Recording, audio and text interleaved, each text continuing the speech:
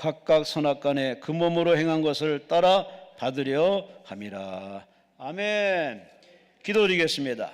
하나님 고맙습니다. 감사합니다. 더위도 서서히 물러가고 이제 가을의 문턱을 넘어서서 가을 계절이 왔습니다. 우리 마음에도 영적인 가을의 계절이 와서 열매를 풍성히 맺기를 기대하는 마음으로 하나님의 성산에 올라와 납죽 엎드려서 주의 말씀을 듣고자 합니다.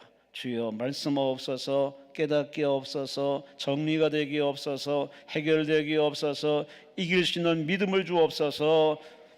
무엇보다 영의 눈을 열어주심을 통하여 하나님의 비한 풍성한 은혜와 축복을 바라보기에 없어서 마음으로 확인할 수 있는 은혜의 시간 되기를 소망합니다.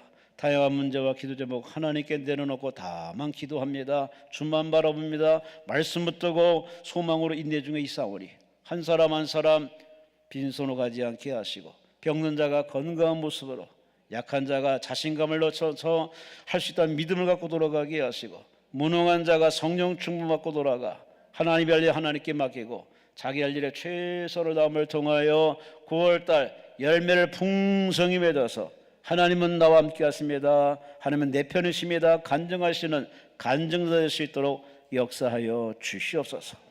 귀한 예물 올렸습니다. 정성 받으시고 하나님이 기뻐하는 여직원이 채용되게 하시고 그 꿈이 이루어지게 하시고 소원 성취하여 기도가 헛되지 않음을 체험하는 응답을 허락해 주시고 모든 예배자가 동일한 은혜와 응답받는 9월달 주간 시간 되게 하여 주시옵소서. 시정을 주님께 맡깁니다. 예배 시간 내내 하나님께만 영광이 되게 하여 주옵소서. 모든 주님 받으심을 감사하고 축복하심을 감사하고 예수님 이름으로 간절히 축복하며 감사하며 기도리옵나이다. 아멘. 아멘. 우리 하나님께 감사와 영광을 돌립니다. 옆 사람과 서로 얼굴 보시고 믿음으로 예언하십니다. 할렐루야, 승리했습니다. 본문 말씀을 가지고 주를 기쁘시게 하는 자, 주를 기쁘시게 하는 자, 성경 구절을 인용해서 제목 삼아 하나님 말씀을 전하고자 합니다. 주를 기쁘시게 하는 자. 참 설교하는 목사로서 동시대에 이렇게 훌륭하신 목사님과 함께 강대상에 서서 사회도 보고 찬송도 인도하고 또 설교도 할 수 있는 영광을 주신 하나님께 감사드리는데 앞서 우리 11시에 구원 목사님이 혼신을 다해서 말씀 전하시는 그 모습, 오늘의 주제는 체험이 있습니다. 체험 있는 신앙. 주를 만난 체험 있는 사람은 가슴이 불붙어서 가만히 있지 못합니다. 설교를 해야 되고 기도해야 되고 전도해야 되고, 그리고 약한 사람 보면은 주머니를 털어서 주고 싶고, 이런 마음이 일시적인 현상이 아니라 지속적으로 꾸준히. 참 열악한 몸인데도 불구하고 이렇게 먼 길 3시간을 걸쳐서 오셔서 하나님 말씀 전하시는 우리 고은 목사님의 그 장하신 모습을 볼 때마다 참 머리가 숙여지고 다시 한번 자극을 받습니다. 하나님 나라 갈 때까지 주를 기쁘시게 하기 위해서 모든 걸 마다하고 오셔서 말씀 전하시는 목사님 보면은 우리 한 번쯤 생각해야 됩니다. 왜 저렇게 열심히 목회를 할까? 왜 이렇게 힘든데도 불구하고 그 모든 끈을 놓지 않고 계속 이렇게 열심히 주의 일에 사역할까? 원인은 하나입니다. 주님을 만나서 그래요. 예수님 만나서 그래요. 저도 그렇고 여러분도 그렇고 주님 만난 체험 없는 사람은 갈까 말까 할까 말까 이런 시간으로 다 낭비합니다. 하지만 주님 체험한 사람은 열일 제끼고 희생을 해서라도 주님 만나는 일에 앞장서서 와서 예배드리고 설교하고 기도하고 은혜 받는데, 여러분의 귀한 발걸음 하나님이 공짜로 보내지 아니하시고 준비하신 은혜와 축복을 베풀을 줄 믿습니다. 충만히 받고 돌아가시기를 주의 이름으로 축원합니다. 그래요, 주를 기쁘시게 하는 건 당연직인데 과연 내가 인생을 되돌아볼 때 과연 주를 기뻐하는 삶을 살았을까? 응답받기 전에 한 번쯤 물어봐야 됩니다. 누구한테? 나 자신한테. 나라는 인생에서 쏙 빠져나와서 내 인생을 객관적으로 한번 평가해 봐야 됩니다. 과연 주를 기쁘시게 하는 인생을 얼마나 살았나? 주님 기뻐하는 일에 얼마나 희생하며 감내하며 견뎌왔는가? 곰곰이 한번 체크해 보면은 나 자신의 신앙의 수준, 레벨을 알 수 있습니다. 하나님을 유쾌하게 했는지 아니면은 나 자신의 유익만을 위해서 살았는지가 백일하에 드러나죠. 응답 받고 안 받고는 건 2차적인 문제입니다. 하나님 앞에 나라는 존재를 확 뜯어서 하나님 앞에 적나라하게 보여드려야 됩니다. 스스로 안 보이면 하나님은 반강제로 우리를 뜯어내죠. 껍질을 벗깁니다. 깨트려 버립니다. 나의 실상을 보여줘야 기도를 하더라도 제대로 된 기도를 하고, 예배를 드려도 진심으로 예배 드리고, 헌금을 하더라도 마음을 다해 드리고, 모든 패턴이 달라지지 않겠습니까? 우리나라가 이렇게 복음이 들어와서 많은 교회가 세워지고 참 영적인 거성들도 많고 많은 선교사를 파송해 지금도 대한민국의 희망을 거시는 하나님, 우리나라도 그렇지만 이 가까운 일본에도 참 많은 신학자, 목회자들이 참 많았는데 유달리 이상하게 우리나라와 같이 교회가 자리를 잡지 못하고 지금도 많은 우상에 치이고 매여서 그럭저럭 살아가는 일본 땅, 거기에도 참 신앙에 아주 본이 되는 사람들이 있습니다. 일본의 가네보 제약회사 회장을 지낸 미타니 야스토시, 배울 건 배워야 됩니다.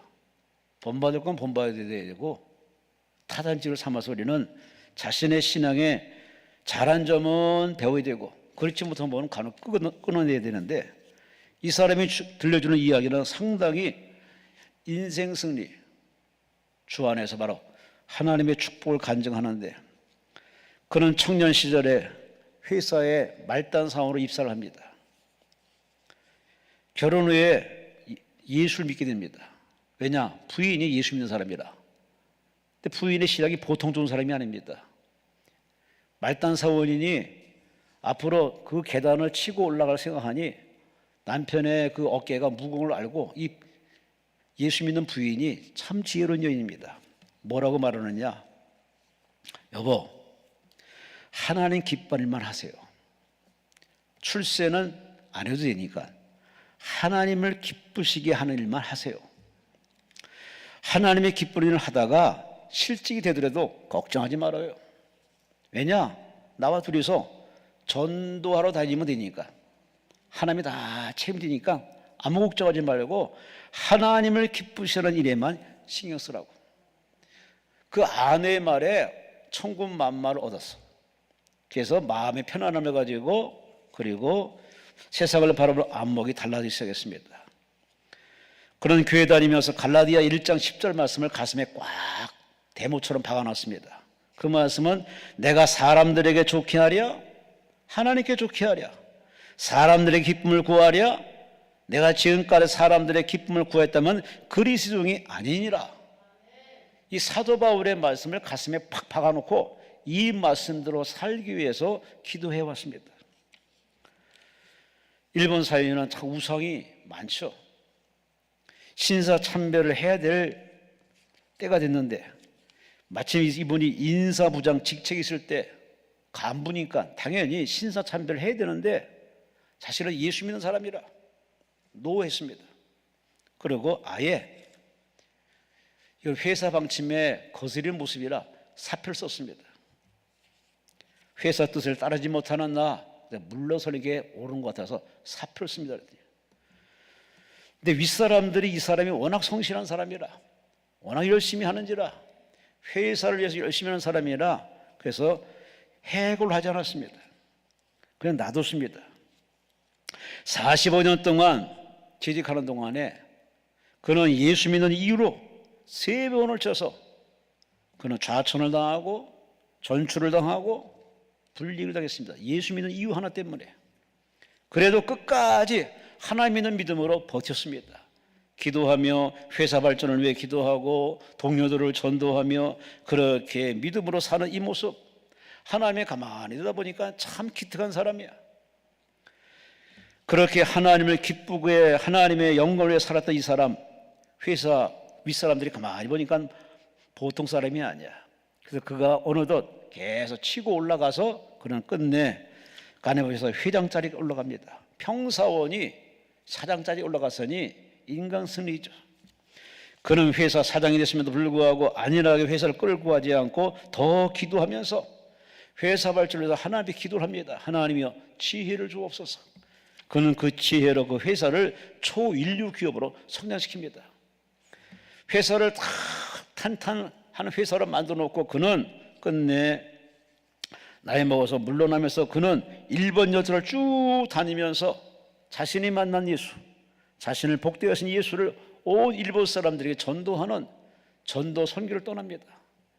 참 일본 사회도 이렇게 신앙에 멋있는 리더가 있습니다. 여러분, 이 사람의 성공한 비결은 우리에게 다른 거 얘기하지 않습니다. 오직 주님이 기뻐하는 게 뭘까? 주가 뭘 기뻐할까? 그런 쪽으로 신경 쓰고 그걸 위해서 여쭤보고 물어봤더니 하나님이 그때그때 지혜와 아이디어를 주어서 그 무한 경쟁에서도 얼마든지 살아남고 이겼으며 존경받는 마무리를 딱 하고 물려주고 나왔습니다. 여러분, 하나님은 어디든지 계십니다. 어느 때든지 함께 하십니다. 누구와 함께 하느냐? 오늘 본문에 사도 바울이 그 답을 들려줍니다. 주를 기쁘시게 하는 사람, 주님을 기쁘시게 하는 사람, 나를 나 되게 하고 천국 가게 하시는 바로 하나님의 아들 메시아 예수 그리스도를 위해서 예수님 뭘 기뻐할까? 하나님 아버지가 뭘 기뻐할까? 성령께서 뭘 원하실까? 여기에 초점 맞춰서 물어보고 여쭤보고 말씀을 분석하고 성령이 깨달을 때마다 그때마다 거기에 올인했던 이 사람들, 주를 기쁘시는 이 사람들을 하나님께서 다 높여주시고 세워주시고 성공시켜주시고 리더가 되게 하시고 역사는 흘러가더라도 그들의 잘한 점은 계속 평가받는 이 아름다운 얘기. 여러분은 어떻게 인생 사십니까? 어떻게 가정생활 하십니까? 어떻게 직장생활 하십니까? 자식을 무엇으로 키우십니까? 속도는 다 다를지라도 우리는 방향, 목적은 분명해야 됩니다. 우리가 가야 할 목적지는 천국이요, 하나님 앞이요. 그 하나님 앞에 우리는 반드시 평가받는, 상받는 그 반열에 설 것인데, 기왕이면 여러분 모두가 다 칭찬받으시고 사랑받으시고 멸관 쓸 수 있는 믿음의 사람 되시기를 주의 이름으로 축원합니다. 그러자면 오늘 신앙의 선배인 바로 사도 바울이 말합니다. 나처럼 사시오. 9절에 말합니다. 그런즉 우리는 몸으로 있든지 떠나 있든지 이 땅에 살든지 떠나 천국 가든지 주를 기쁘시게 하는 자 되기를 힘쓰노라. 주를 기쁘시게 하기 위해서 주가 기뻐하면은 자신을 부서져라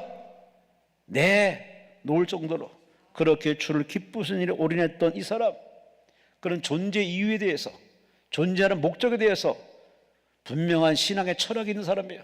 내가 존재하는 이유는, 내가 사는 이유는, 내가 수고하는 목적은 주를 기쁘시게 하기 위해서. 하늘 영광 모르시고 낮고 천하 이 땅에 오신 예수님께서 하나님 아버지를 기쁘게 하기 위해서 가라 하면 가시고 나사렛 땅에서 그렇게 목수의 아들로 일하시다가 때가 돼 하나님이 콜링함에 그런 모든 걸 내려놓고 성령의 이끌림마다 물세를 받으면서 광야 나가서 40주일을 금식기도 하고 드디어 공생에 들어가서 아버지 기뻐하는 일을 위해서 그렇게 3년만 동안 복음을 전하시고 가르치시고 귀신을 내쫓고 병자를 치료하신 이 예수님, 이제 때가 되면 모든 걸 내려놓으시고 겟세마네 동산에 가서 기도합니다. 아버지, 이 잔을 내게서 지나가게 하옵소서. 그러나 아버지가 원하신다면은, 아버지가 기뻐한다면은 아버지 원대로 되기 원합니다. 그렇게 3-4번 기도하신 뒤에 하나님 뜻에 순종하기로 먹고 그는 고난을 향해서 저벅저벅 걸어갑니다. 가늠자의 배신을 흔쾌히 받아들이면서 붙잡혀가면서 채찍이 맞으면서 제아들 따돌림 대도제에 다 도망가는 그 상황에도 그들을 용서하면서 십자가로 올라가십니다. 그리고 다 이루었다. 모든 것을 이루시고 예수님은 하나님보다 우편에 앉으셨습니다. 예수님은 이 땅에 오셔서 오로지 한 일은 사람을 기쁘게 하기 위해서 그렇게 한 일은 없어요.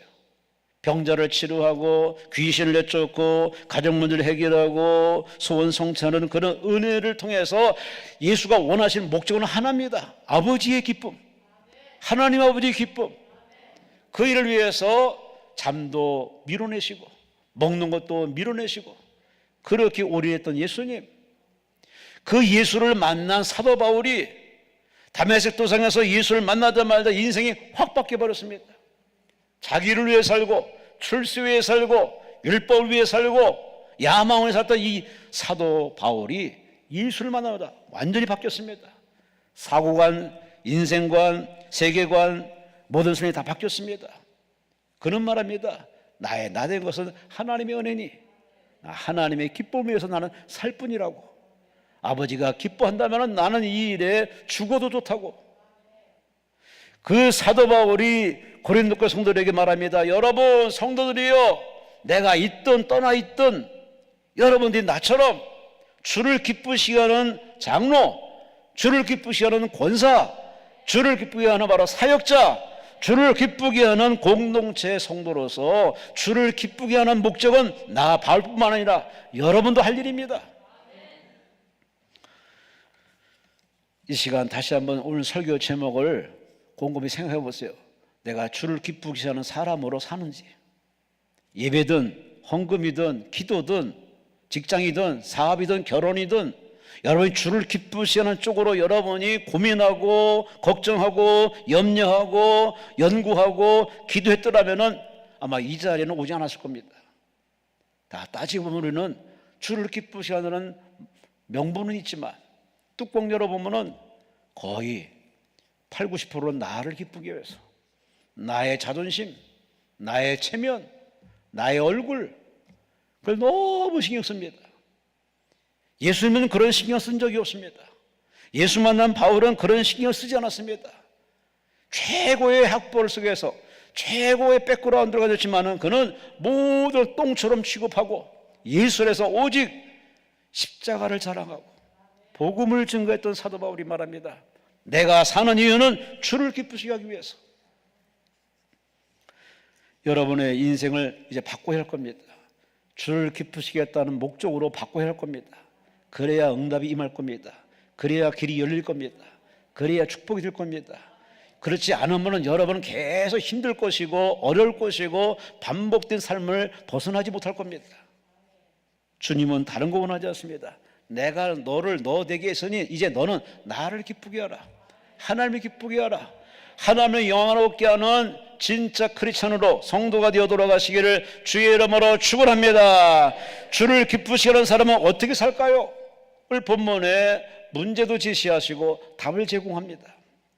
첫째, 본문 6절에 이하에 두 번에 걸쳐서 나오는 단어가 있습니다. 6절 말씀합니다. 그러므로 우리가 항상 담대하여 몸으로 있을 때에는 주와 따로 있는 줄을 아노니. 따라합시다. 항상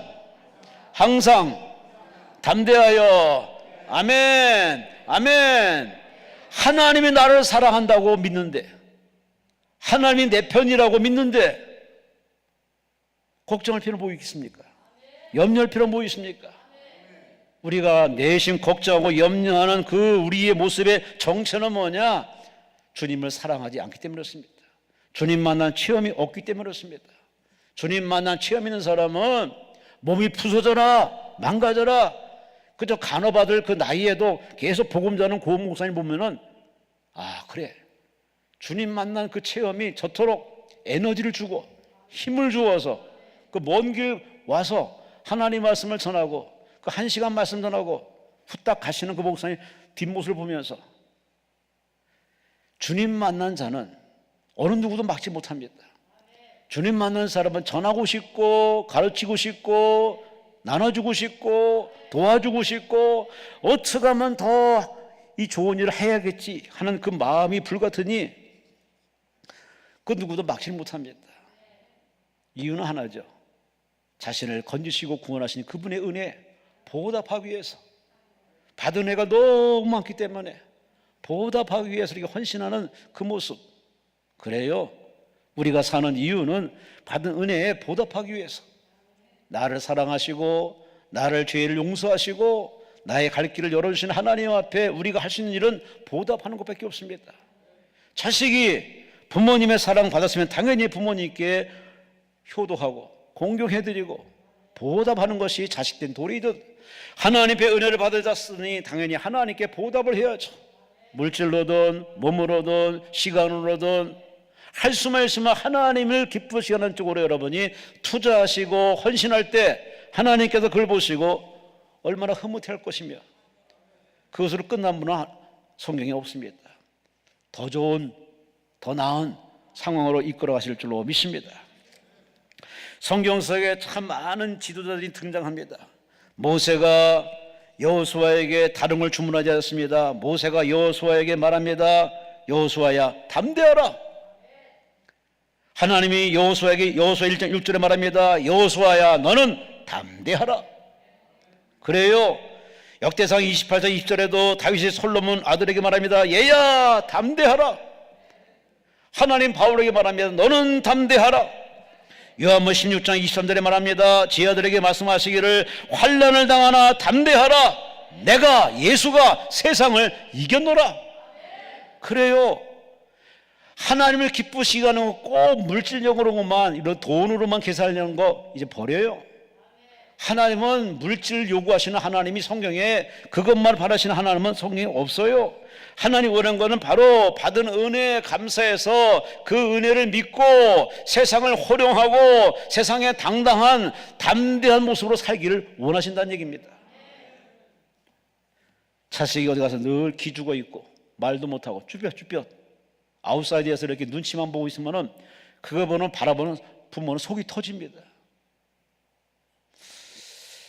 갑자기 큰딸이 생각나네. 제 큰딸이 뭐 저하고 저 판박이지만은 좀 애가 착해요.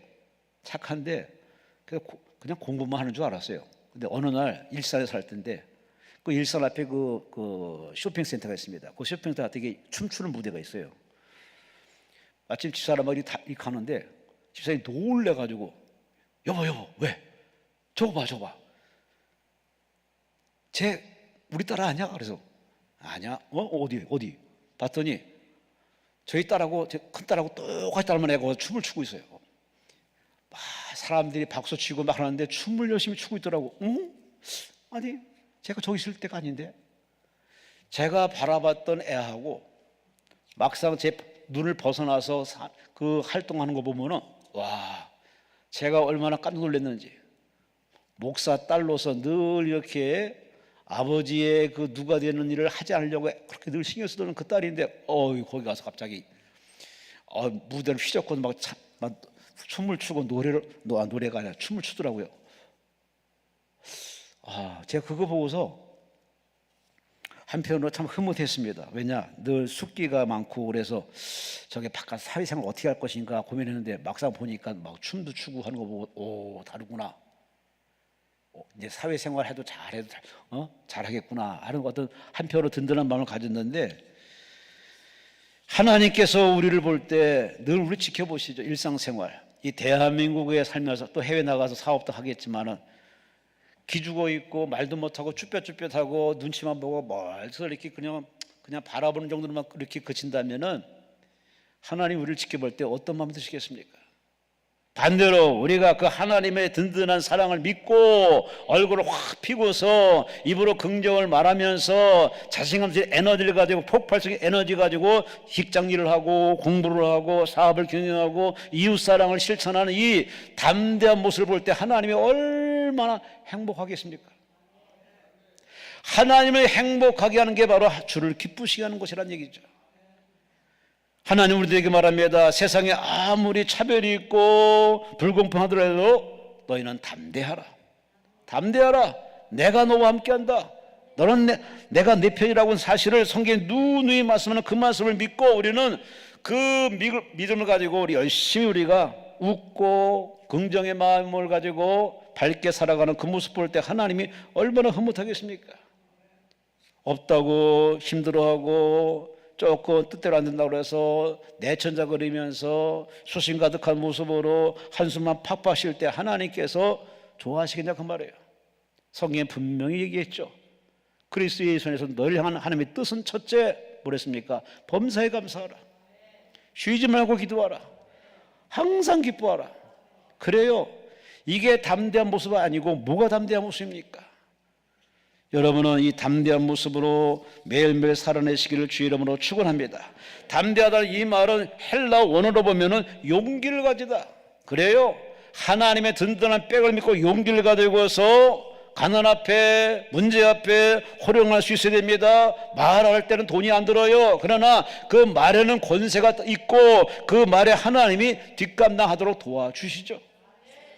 예수 믿는 사람들은 항상 무슨 말 하든지 간에 예언하듯이 예수께서 말하듯이 믿음을 가지고 말할 수 있는 그 정도 신학의 레벨은 올라서야 됩니다. 코로나 시국에 예배당 문을 걸어 잠그고 몇 명 드려라, 그 넓은 예배당에 몇 명만 예배드리는 그런 목사님들이 대부분이죠. 근데 그런 목사님도 계시고 오히려 참 일어나기 힘든 새벽 시간에 공동체들이 다 모여서 하나님 앞에 으쌰으쌰 예배드렸던 예배를 한 번도 빼먹지 않은 그런 목사님들 계십니다. 참 대단하신 목사님들이에요.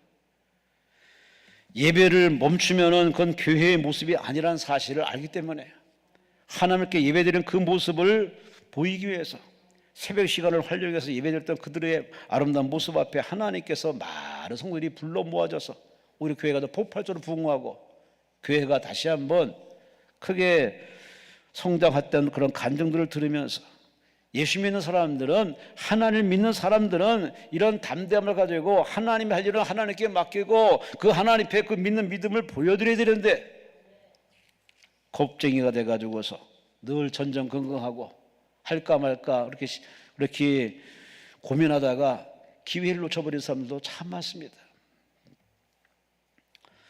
넌 내가 책임진다라는 책을 쓰신 목사님이 계십니다. 김남국 목사님. 이분은 고등학교 2학년 때 예술 영접했는데 고등학교 3학년 때 집안에 아주 큰 환란으로 인해서 대학 진학을 포기해서 대학을 들어가지 못합니다. 너무 집안이 형편이 나빠서 연탄을 살 돈도 없고 차비도 없어서 교회를 걸어다닐 정도로 그렇게 힘들었게 살았던 이 사람, 유일한 낙은 성전에 가서 예배드리는 겁니다. 그래서 성전에 가서 예배드리면서 교회를 청소하면서 죄종의 심부름꾼이 되면서 그야말로 그렇게 하니까 교회 성도들이 보면서 야, 참 믿음이 좋은 애네, 그렇게 칭찬하는 사람이 있는가 하면은 누군가는 기계입니다. 쟤는 대학도 안 가고 왜 이렇게 교회만 있나? 툭툭 말을 던집니다. 같은 교회 다니는 사람이 두 종류로 나눕니다. 그의 믿음을 칭찬하는 사람이 있고 학교도 안 가고 그냥 교회만 매달리는 것에 그의 불만을 가지고서 그렇게 남의 인생에 이렇게 돌 던지듯이 얘기하는 참 이 말에 책임지지 않는 어른들이 있습니다. 그럴 때마다 낙심하지 않고 성전에서 기도하면서 하나님 앞에 주여 갈 길을 열어 주옵소서. 집안이 어렵지만 그러나 하나님은 믿습니다. 하나님이 해결할 줄로 믿습니다. 그렇게 신앙의 끈을 놓지 않았던 이분, 그분 둘러서 선교의 대표로서 지금 아주 큰일을 하시는 이 목사님은 이렇게 말씀하면 그의 자서전에서 이렇게 얘기했습니다.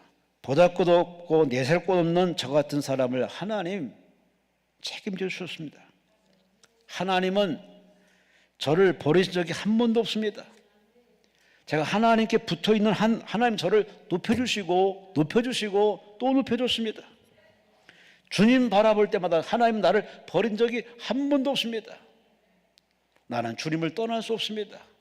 그렇게 주님께 착 붙어있던 이분, 목사님으로 둘러서 선교의 대표로서 지금도 하나님께 쓰임받는 이분, 넌 내가 책임진다. 야, 하나님이 책임진다는 이 확신을 가지고 사시는 목사님의 목회가, 그 사역이 얼마나 행복하겠습니까?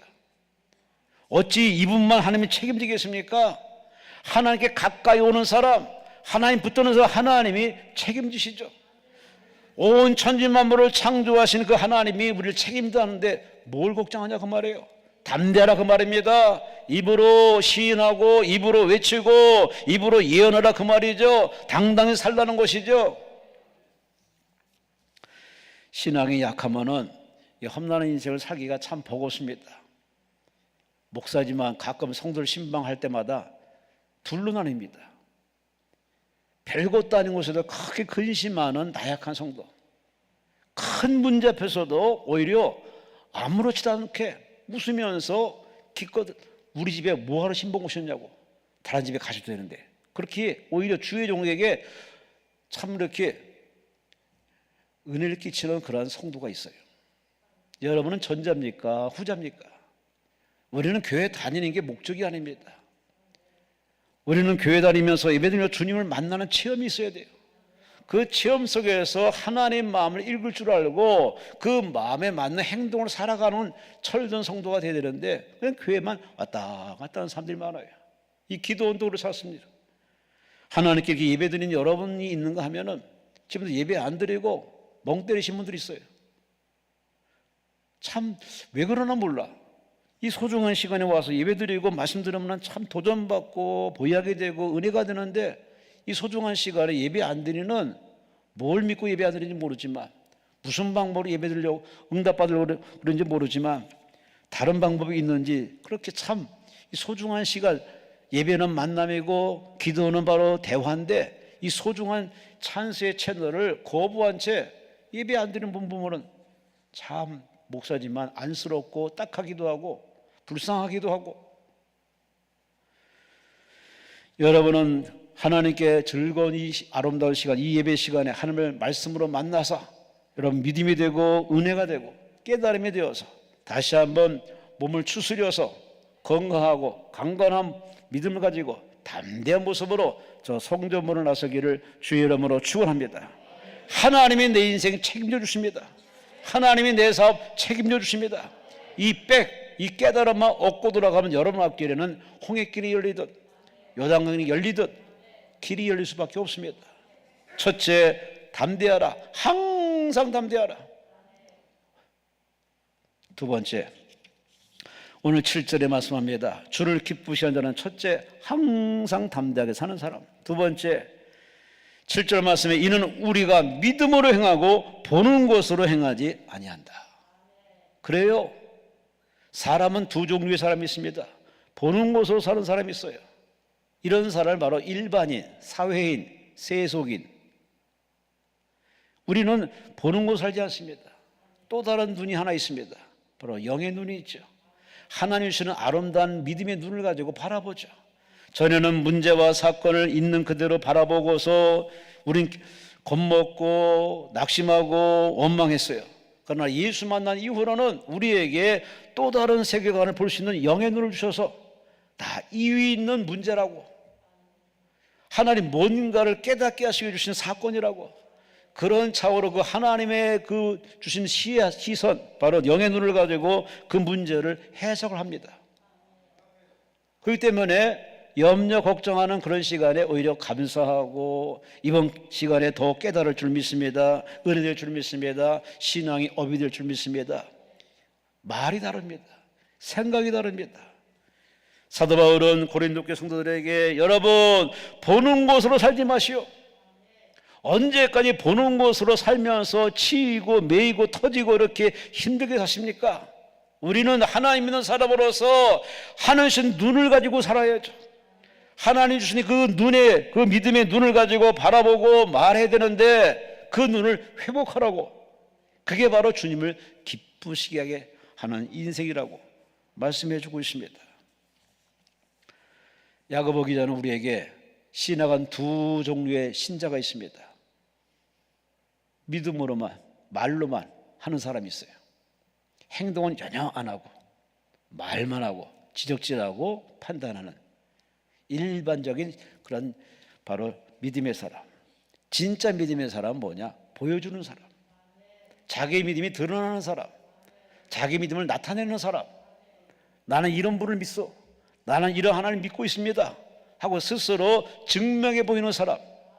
이런 후자의 사람이 있는데 야고보 기자는 강력하게 추천합니다. 이 후자가 진짜 믿는 사람이고, 전자는 죽은 믿음이고 후자는 산 믿음이니, 성도들이요, 죽은 믿음 가지고 죽은 하나님 붙들고서 죽음의 길로 가지 말고 살아있는 믿음, 움직이는 믿음, 실천하는 믿음, 행동하는 믿음, 깨달은 대로 사는 믿음, 그 믿음으로 사는 열매 있는 믿음으로 살라고 강력히 우리에게 추천해 주는데, 우리는 예배 시간에 아멘을 통해서 그렇게 살겠느라고 결심을 해요. 근데 저희 삶의 현장으로 가면은 그게 실현이 안 됩니다. 신앙의 연속성이 없습니다. 이게 요즘 크리스찬들의 문제점이에요. 예배 시간에 말씀 들을 때는 뭐든지 결단하고 결심하기 때문에 된 것처럼 착각을 해요. 막상 저 바깥에 나가면은 보이는 게 먼저입니다. 들리는 게 먼저예요. 왼손 사람을 만나면은 벌써 마음이 요동치기 시작하죠. 이게 바로 우리 신앙이 예배당 안에서만 있기 때문에 그렇습니다. 진짜 신앙은 들었고 깨달은 걸 가지고 삶의 현장에 돌아가서 얼마나 실천하냐, 얼마나 깨달음으로 사느냐, 기도한 대로 얼마나 살고 살아가느냐는 삶의 우리 신앙의 내용을 보면 알 수 있습니다. 사도 바울은 바로 후자를 우리에게 강력히 추천합니다. 보는 걸로 살지 말고 깨달은 대로 살고 기도한 대로 살고 믿는 대로 살고 우리 믿음을 보여주시오. 이 보여주는 믿음이 되어야 전도가 되든지 뭐 떠난 자가 돌아오든지 해야 되는데, 보여주는 믿음은 없고 말만 잘합니다. 이것이 바로 신앙의 참 안타까운 모습입니다.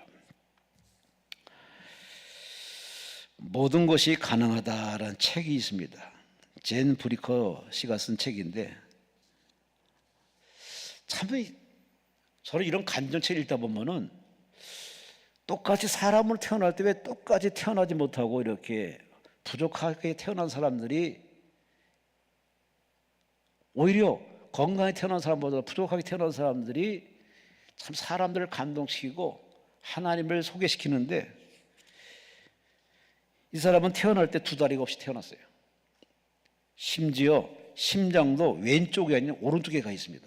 와, 이건 누가 봐도 이건 분명히 하나님의 작품인데 그렇게 두 다리 없이 심장도 오른쪽에 가 있습니다. 산부인과 간호원들이 놀래가지고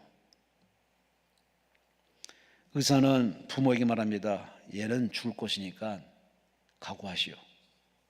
부모도 가만히 애를 보니까 키울 마음이 없어, 의욕이 없어. 알아서 하시라. 그래서 그 아이를 입양기관에 넣어서 보냈습니다. 그렇게 입양기관에 보내진 이 아이, 그런데 이 아이가 주님을 만납니다. 주님을 만나고 주님 붙듭니다. 얼마나 주님을 붙들었는지 세상에 남아있는 게 두 팔입니다. 이 두 팔을 얼마나 근력 키웠는지 이 두 팔로 공중에 매달려서 공연을 펼치는 공중 고개사가 되고 말았어요. 다리도 없는데 두 팔만 있는데 그 두 팔 가지고 얼마나 연습했는지 공중 고개사가 되고 파워 텀블링이라는 그 바로 챔피언이 될 정도로 인간 승리의 길을 계속 걸어갑니다. 그래서 세계 내노라라는 많은 뉴스쇼에 출연도 하고 사람들에게 이렇게 간증을 하는데, 이분이 한 간증에 이런 말이 있습니다. 만약 내가 다리를 가지고 태어났더라면 여러분들에게 은혜를 못 했을 거고 은혜의 감동을 주지 못했을 겁니다. 하지만 내가 다리가 없이 태어났기 때문에 여러분들에게 긍정의 영향을 줄 수 있으니 참 하나님 감사합니다. 그는 힘들 때마다 할 수 있거니 무슨 말이냐, 믿는 자에게 능치 못함이 없다는 마가복음 9장 23절 말씀을 꽉 붙들고 그렇게 하나님 앞에 도움을 청하면서 하나님께서 그 모든 과정을 잘 이겨냈던 이 사람, 모든 것이 가능하다, 하나님 안에서 모든 것이 가능하다는 걸 실제 보여주는 이 여성. 여러분, 우리는 살면서 잃어버리고 빼앗기고 또 뒤처질 때가 있습니다. 그때마다 집안 타령하고 부모 타령하고 심지어 같이 사는 사람을 타령할 때가 있어요. 참 쫄짱부예요. 비겁한 사람이에요. 그렇게 핑계댈 시간이 있으면 차라리 하나님 앞에 기도하고 하나님께 매달려보면 하나님 얼마든지 그에게 감당할 수 있는 길을 열어주시고 더할 수 있는 길을 열어주시는데 기도할 생각 안 하고 열린 게 입이라 그냥 쉽게 얘기합니다. 우리는 많은 걸 갖고 태어났어요. 사지가 멀쩡하게 태어나고 부모 소에 사랑받으며 태어났는데 불구하고 그것도 우리는 감사치 못하고 자꾸 옆 사람과 비교해서 열등에서 빠지고 자괴에 빠지는 이런 공황장애에 빠진 사람들도 없잖아. 참 많은 시대를 살아가고 있습니다. 세상 사람들은 그렇게 살아도 믿는 사람이 그렇게 살면 안 되죠.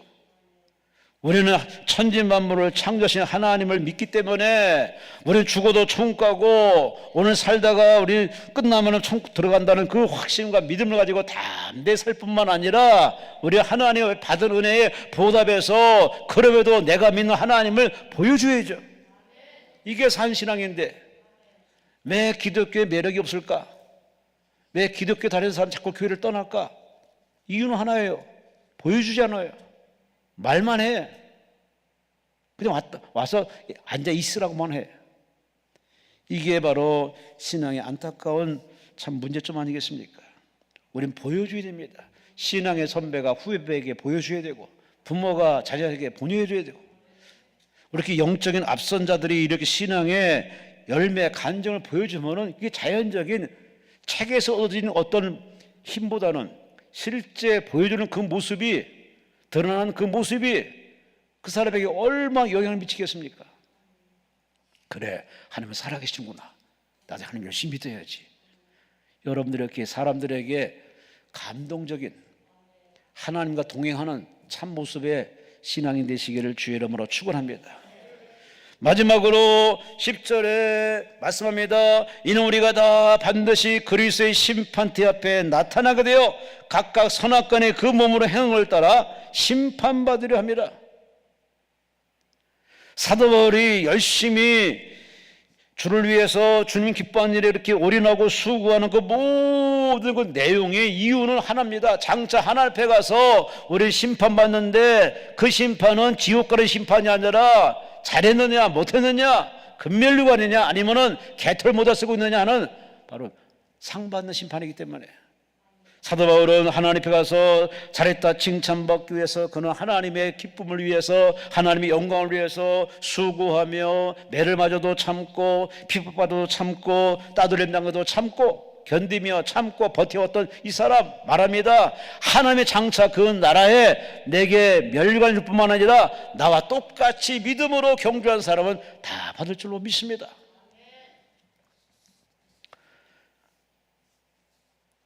목사가 목사 일을 하는 이유는 성도들의 사랑받게 하는 것도 아닙니다. 세상에 드러나기 위해서 하는 것도 아닙니다.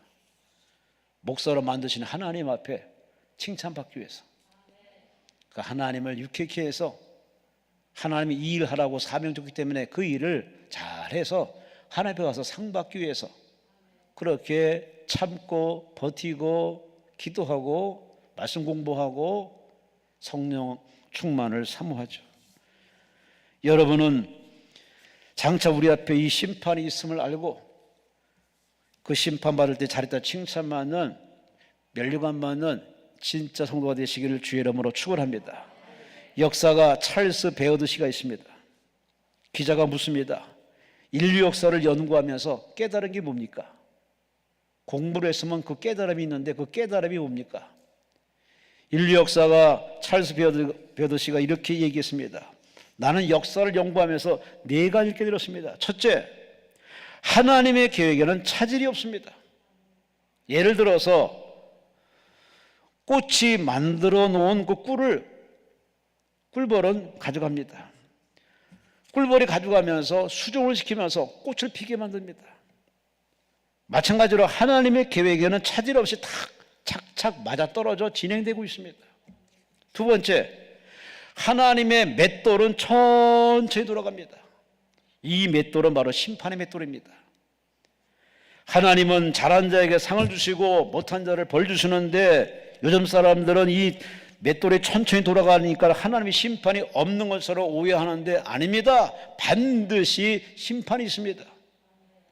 심은 대로 거두고 행한 대로 갚으시고, 하나님 앞에 가서는 장차 멸관의 심판이 있는데 이 하나님의 뜻은 천천히 돌아갑니다. 세 번째, 어둠이 깊을수록 별이 또렷하게 보이니 어둠은 끝이 아닌 새로운 시작입니다. 마지막, 하나님이 망하게 할 때는 반드시 교만한 구석이 있어서 역사가 증명합니다. 이 네 가지 깨달음을 갖다가 얘기했는데 그 중에 하나, 하나님이 맺을 심판이 계속 돌아가고 있습니다. 날 때는 순수하게 태어나는데 죽을 때는 순수 없이 예고 없이 불륜받습니다. 이것이 우리에게 뭘 시사하고 있습니까? 우리는 오래 살기 위해 이 땅에 태어난 게 아닙니다. 다 정한 시기에 70, 80 살다가 그 외로 실례로 또 혜택받아서 100살까지 사는 사람도 있지만 대부분 다 70, 80입니다.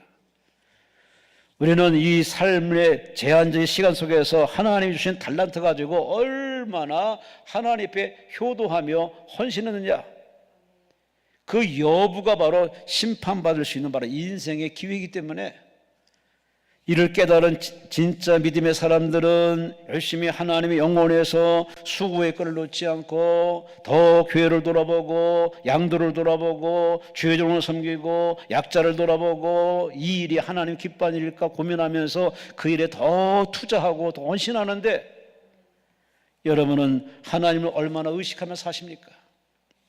하나님을 의식하는 사람은 죄를 지을 시간이 없습니다. 어느 젊은이가 물에 빠져 거반 죽게 됐습니다. 근데 마침 지나가는 사람이 물속에 뛰어들어 자기를 건져줬어요. 너무 감사하죠. 저도 예전에 홍수에 한번 떠내려간 적이 있어서 저를 건져준 동네 친구 형이 있는데 너무 감사하죠. 그때 안 건져서 저는 봐서 이미 옛날 사람이 있는데, 이 사람도 그 지나가는 분의 뛰어들어 자기를 건져주는 사실에 너무 감사해서 고맙습니다. 연신 허리 굽혀서 감사했습니다. 세월이 지났는데 이 젊은이는 그때 은혜를 잊어버리고 잘못된 걸로 빠져가지고 자동차를 훔치는 참 나쁜 길로 빠졌습니다. 그는 경찰에 붙잡혀서 쇠고랑 차가지고 재판장에 섰습니다. 재판장에 딱 서고 보니까 어디서 많이 본 사람이야. 예전에 자기를 물속에 빠질 때 자기를 구출했던 바로 그 사람이야. 나를 알아보겠지. 지난번에 나를 건져줬으니까 이번에 나를 건져주겠지. 그런 안도하는 마음으로 재판을 받습니다. 그런데 재판관은 땅땅땅 형량을 때립니다. 이 사람은 너무나 의외의 판결에 당황해가지고 판사에게 묻습니다. 판사님, 저 신하면 저를 구원해서 살려주신 저입니다. 재판관이 말합니다. 젊은이, 전에는 내가 자네의 구원자지만 지금은 자네 내가 심판관이네. 자네의 잘못은 인정해야지 하면서 형량을 때리더랍니다. 이 젊은이는 비로소 자기가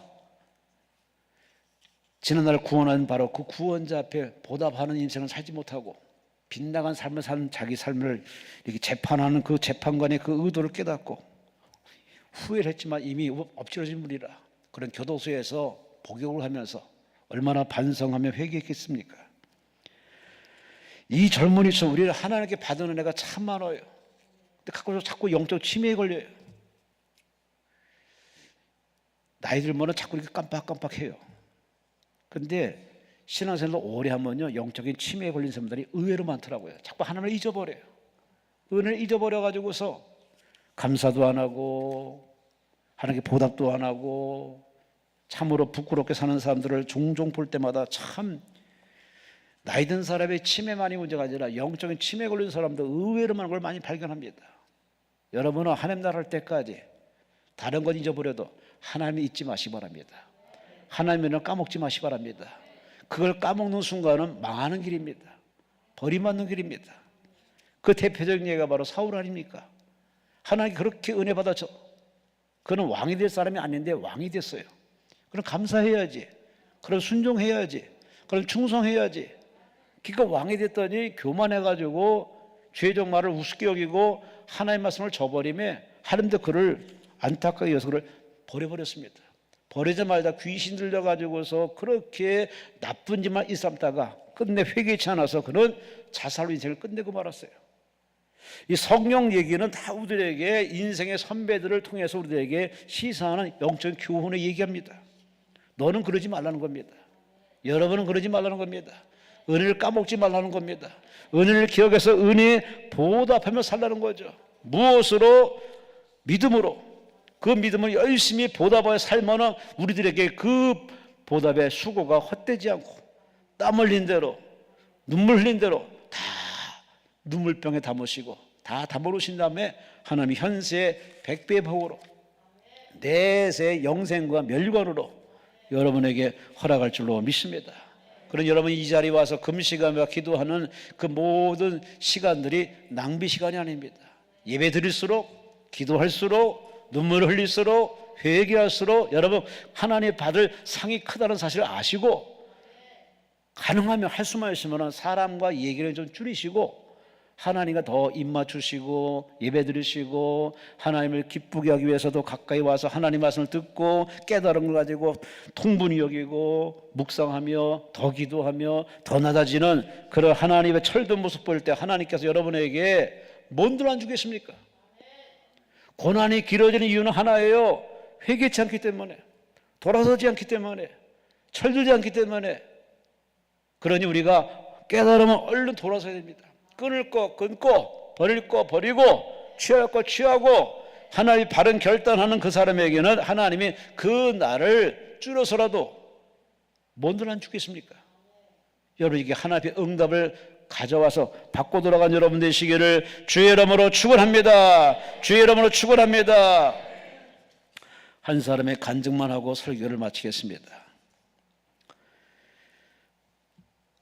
이분은 주디 월터라는 청년인데 얼굴에 여드름이 워낙 많아.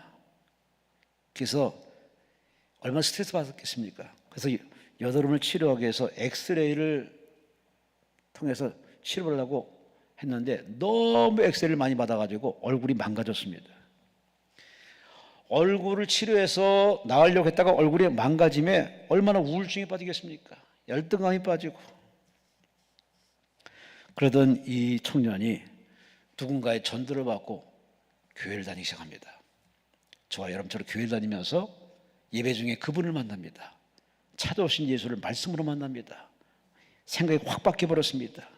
그는 이제 내 남은 인생 볼품없는 얼굴이지만 그러나 내가 주를 기쁘게 해야지, 하나님의 영광을 위해 살아야지, 그런 마음을 가지고 그는 하나님 앞에 기도합니다. 하나님, 나는 볼품이 없지만 그러나 나를 새 사람 하실 하나님, 이제 하나님의 사계 싸우니 주여 나를 도와주옵소서.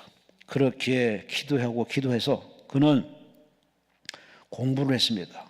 바로 의대에 들어가서 공부를 해가지고 그 졸업을 하자마자 그는 병원을 개원하지 않고 바로 중국의 의료선교사로 헌신합니다. 중국에 가서 의료선교사로 헌신하고 그렇게 선교하다가 돌아와서 미국에 돌아와서 이 사람이 국회의원에 출마합니다. 국회의원으로 출마해서 국회의원 당선이 되고 세상에 몇 번을 국회의원에 당선했느냐? 자그마치 10번이나. 한 번도 아니고 10번이나. 전설적인 인물의 사람입니다.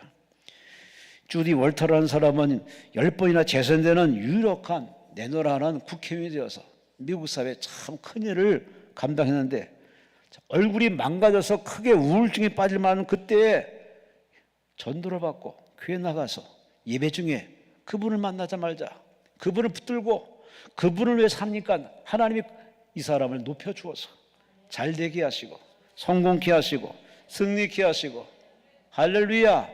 그러니 우리가 하나님 앞에 잘 보일수록 하나님 우리를 더 잘되게 하시는 그 하나님의 은혜가 성경에 32,500가지 약속으로 7,000가지 축복의 약속으로 다 보장되어 있습니다. 여러분 자신의 기쁨을 위해서 시간 쓰고 여러분이 애쓰지 마시고 차라리 역발상으로 주를 기쁘시게 하는 쪽으로 투자해 보세요. 기도든 찬송이든 사업이든 사랑이든 모든 것에 이 일이 하나님이 기뻐하는 일일까? 저 이러한 거룩한 고민 좀 하면서 그 일에 여러분이 시간을 내어드리고 물질을 드리고 마음을 드리면 하나님은 여러분을 그 중심 보시고 믿음 보시고 여러분이 수고한 곳에 30배, 60배, 100배로 할렐루야, 여러분 스스로도 여러분 볼 때마다 깜짝 놀랄 만한 그런 간증의 인물을 만들 줄로 믿습니다. 이제 결론적으로 말씀드리겠습니다. 사도 바울은 말합니다. 고린도 교인들에게 말합니다. 여러분 자신을 기쁘게 하는 자가 되지 말고 그런 옛생활은 저버리고 여러분을 구원하신, 여러분을 천국을 허락하신 그 하나님, 주를 기쁘시게 하는 쪽으로 사십시오. 그러면 하나님이 책임지십니다. 하나님이 도와주십니다. 하나님이 함께 하십니다. 우리 참선 여러분도 주를 기쁘시게 하는 기도를 해보세요. 주를 기쁘게 하는 금식 기도를 하세요. 주를 기쁘게 하는 여러분이 마음에 결단하면 하나님이 9월달 총갈 때까지 하나님이 책임져 주시고 여러분의 삶에 간증이 넘쳐날 줄로 믿습니다. 모쪼록 남은 인생 주를 기쁘시게 하는 진짜 크리스찬, 진짜 성도가 되어서 여러분의 삶길에 간증과 표적이 넘쳐나시기를 주의 이름으로 축원합니다. 주여 삼창하며 통수로 기도합니다. 주여 주여 주여. 하나님 감사합니다.